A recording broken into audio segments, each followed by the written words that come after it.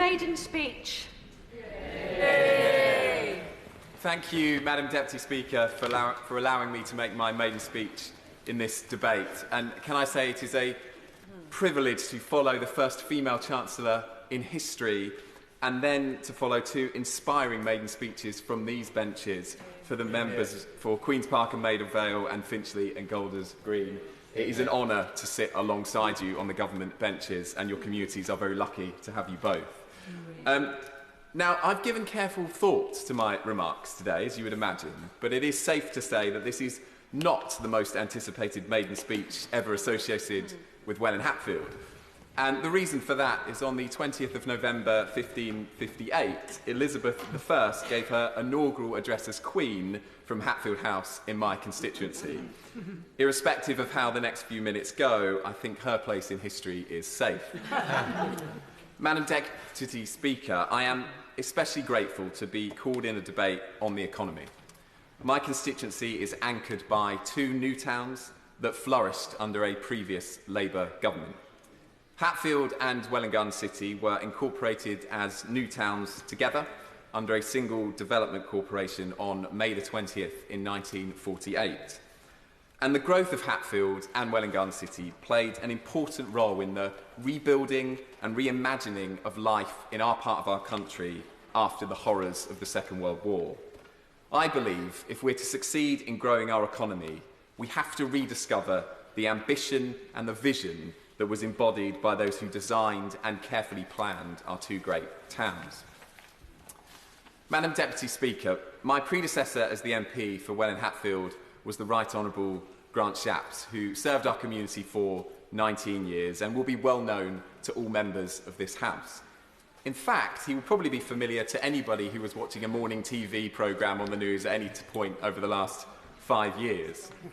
But before I talk to Grant's legacy, I want to start with a message of reassurance to the Labour whips and my colleagues.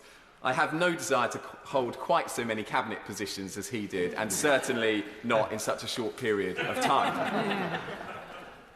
Madam Deputy Speaker, I do want to solemnly reflect on the personal and professional commitment that Grant Shapps made to the people of Ukraine. After the Russian invasion in 2022, he opened his family home to provide sanctuary to 3 generations of a Ukrainian family. Innocent people whose lives were turned upside down by Putin's unprovoked act of aggression.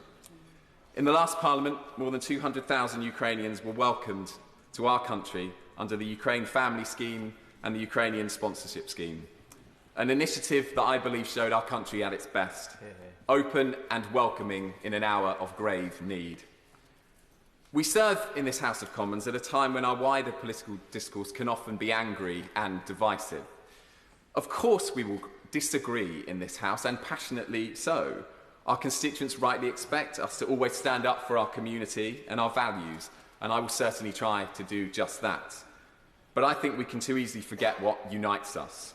Where we agree, let us have the confidence to say so. My predecessor was right to champion the people of Ukraine and the cause of freedom and democracy. I commend him for it and wish him well in whatever comes next. Madam Deputy Speaker, Welwyn Hatfield is a constituency rich in history. Welwyn Village and Walmer Green were both Roman settlements, and Welwyn is one of the few places in the country believed to have been occupied continuously for 2,000 years. And nearly 400 years after Hatfield was home to Queen Elizabeth I, local people made an important contribution to the defeat of Nazi tyranny. The RAF's Mosquito fighter bomber was developed at the de Havilland Airfield and Aircraft Factory in Hatfield. And Welwyn City has a unique place in history too. The creation of Ebenezer Howard, who was the father of the Garden City movement. His immaculately planned and tree-lined streets like Parkway in Welwyn City are still true to his vision from nearly 100 years ago. Despite our wonderful history, what has struck me when walking around our towns and villages is of too many projects on hold and potential going unfulfilled. Take the iconic shredded wheat silos. Designed by Louis de Soissons in 1926 and a defining feature of Welwyn City for decades, the site has laid virtually dormant since the factory closed in 2008. And in central Hatfield, a similar story. Queensway House is comprised of 66 units that were once all social housing. In November 2019, after a ballot of residents, a majority decided it was time to demolish and to rebuild. Nearly 5 years later, Queensway House is still standing. It looms over the centre of Hatfield as a symbol of the inertia that has captured our politics for too long. I'm determined that changes.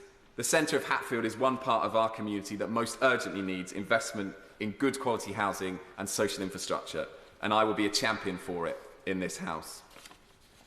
Madam Deputy Speaker, Welwyn Hatfield is a growing and increasingly diverse community.